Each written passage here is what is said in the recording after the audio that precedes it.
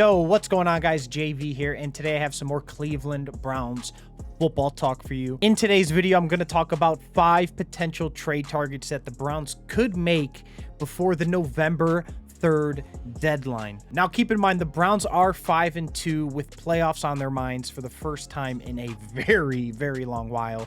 So I do think the Browns are going to be aggressive before the trade deadline this year. The only thing that can hinder that is the COVID situation, and I do realize COVID may be kind of in the way of some things, but GM Andrew Berry has been known to be aggressive in the past, and he's been even caught on tape talking about how he's going to be aggressive with this Cleveland Browns franchise, whether it's through the draft, free agency, or whatever it may be. He's going to be aggressive. But yes, in today's video, I'm going to talk about 5 players the Cleveland Browns could trade for before that November 3rd deadline. I hope you guys enjoy, and yeah, let's take a look. All right, guys, so first up on my list is going to be safety Landon Collins from the Washington football team. This is a guy that I thought the Browns were interested at one point when he was with the New York Giants. However, he now plays for the Washington football team, and I do think he is acquirable just because they're kind of going through a little reboot in Washington. Washington also a team who's going to be picking at the top of the draft again this year. And this is a guy I can just see them moving on for if the price was right. I think the Browns may have to give up about a second or third round pick, a second and a third potentially. I don't think a first round pick is going to be in the realm of things here if we're going to be talking Landon Collins. So a guy who's controlled until the 2024 season, so that's pretty nice. He's only making about $12 million a year on average, which isn't anything insane. Again, strong safety, a huge position of need for the Browns. This is a guy who's a big hitter. He definitely has some of that AFC North pedigree in his blood, but it's definitely a player that I think we can see Washington move on from because he does hold some value, and again, they are in a rebuild. And like I said, it is kind of nice having him locked up through that 2024 season.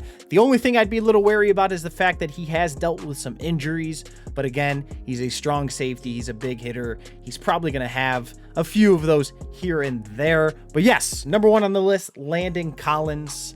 Let's see who the next guy is going to be. All right, guys, next up on the list is going to be Anthony Harris, safety from the Minnesota Vikings. This is a guy that I really thought the Browns were going to acquire in the offseason before this season started. However, the Vikings kind of shocked a few people and franchise tagged the safety, making him about $11.5 million this year.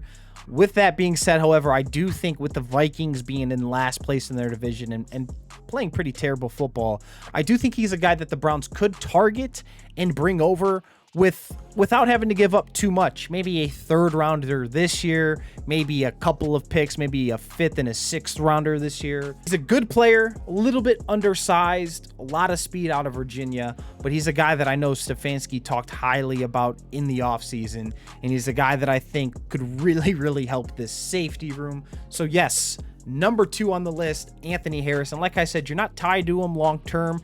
You could kind of try him out for maybe a 4th round, 5th round pick this year. Try him out, see how he fits, and if you want to sign him, maybe to an extension or long term, you can do that in the at the end of the year. So yes, Anthony Harris, number 2 on our list. Let's find out who the next guy is going to be. All right, so next up on the list is going to be Keanu Neal, and I'm sorry if I messed up that first name, but yes, Mr. Neal, safety from the Atlanta Falcons. Atlanta, that is a team who is playing beyond atrocious football right now. A lot, playing underwhelming football. That's probably the better word to use. Definitely not, to anybody's expectations, including, I'm sure, the GM in Atlanta. He's a guy who I think they're going to move on from, send him to a team for a mid to late round pick in this year's draft, because at the end of the day, he is on a final year of his contract. They're not tied to him long term. There's no playoffs in the future this year for Atlanta. At least I do not think so, barring something miraculous. So why not go out and acquire him, see if you like him, try him out for, the downstretch of the 2020 season. And if things work, if things are gelling with him and whatever team they may trade him to, then you sign him to a long-term deal, kind of similar to what I was talking about with Anthony Harris. So I would not be mad if the Browns sent over, a couple of picks for Neal, tried him out, fell in love with him, turn him into the long-term solution. He's only 25 years old. He was a former first-round pick in 2016. Now, I do know those in Atlanta really like this guy, But as I said, I do see them about to go through a rebuild with Matt Ryan at the back end of his career. Julio Jones, he's starting to have, a few injuries pile up.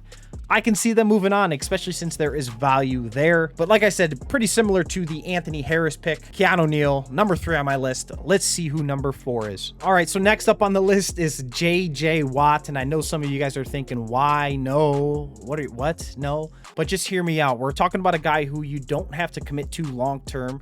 He has the rest of this year and next year while he is under contract. He's only going to make $17.5 million next year. Nothing beyond that point. He's a guy that I think the Browns could use on that defensive line opposite of Myles Garrett. He's a guy that could really add depth to the team as well. And like I said, it's a guy you're not tied to long term, so you don't have to worry about paying him tons of money for many years to come. After the 2021 season, you can move on from him. So look at him as like a 1.5 year rental. I don't think you'd have to give up anything crazy to get him. I think the Texans would be willing to work with teams to try to get some sort of value back from him. They committed for so long and gave him so much money.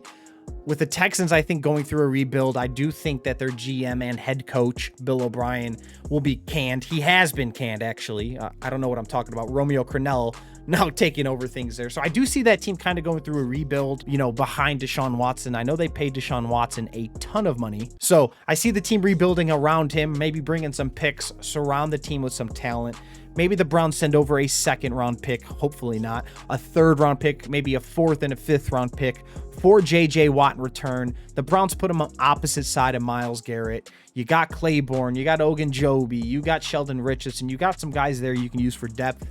And now we're talking about a really scary defensive line for not just this year, but next year as well. And like I said, you won't be committed long-term to J.J. Watt. So yeah, something to think about. Number 4 guy on my list. I wouldn't be mad about it. Great guy to have in the locker room. Great guy to have help mold your defense. A great guy to learn from. This guy just screams Cleveland Browns to me if they go out and make that trade. I think he would fit so well, and I think he could be a huge piece of changing the culture defensively on this team. So that's why he's going to make my list at number 4. Let's check out my 5th and final guy. All right, so next up on my list is going to be Adam Thielen, wide receiver from the Minneapolis Vikings. Thielen's a guy who's under contract until the 2024 season. He's set to make roughly about $12 million on average, more of the money coming towards the back end towards that 2024 season. The only thing that kind of would steer me away from this move is the fact that we would have, without a doubt, the highest paid wide receiving room of all time. So I do believe if they go out and get Thielen via a trade from Minnesota, a team who a lot believe is going to dump some players here. If we do go out and get Thielen, I do think it is the end of the Odell experiment in Cleveland. And I just don't know if the Browns are able to make that happen, especially because of the injury, because Odell is set to make just so much money. I don't know how they would be able to work that out. But Thielen is a guy, if they could make it work. I know Stefanski would love him in Cleveland, and he is about the right thing. I think he would fit terrifically with this offense, with this coaching staff, and with Baker Mayfield. We know what he's about. He's a great wide receiver, a great route runner. He blocks well. He's a guy I know Stefanski cannot talk highly about enough. But yes, Adam Thielen, number 5 on my list. And like I said, he is locked up through the 2024 season. So you would be able to think about him as a long-term move. I don't know what it would take to get him. I would almost imagine it would be at minimum a 2nd. And I think some would argue maybe even a 1st. I wouldn't give a 1st for him. I'd give a 2nd and maybe another additional pick late in the draft. But I'm not the GM, right? But yes, number 5 on my list, Adam Thielen. So that makes J.J. Watt, Adam Thielen, Neal, Anthony Harris, and Landon Collins. All 5 of those guys made the list. I want to know who you guys are thinking, what players you guys think the Browns could trade for before the year is set and done. And before you guys take off for the day, if you wouldn't mind hitting that thumbs up button, liking the video, subscribing, notification bells, whatever it is that you guys could do to support, it would be greatly appreciated. But until next time, with more Browns and Cleveland sports content, I will see you guys later. Enjoy your week and go Browns.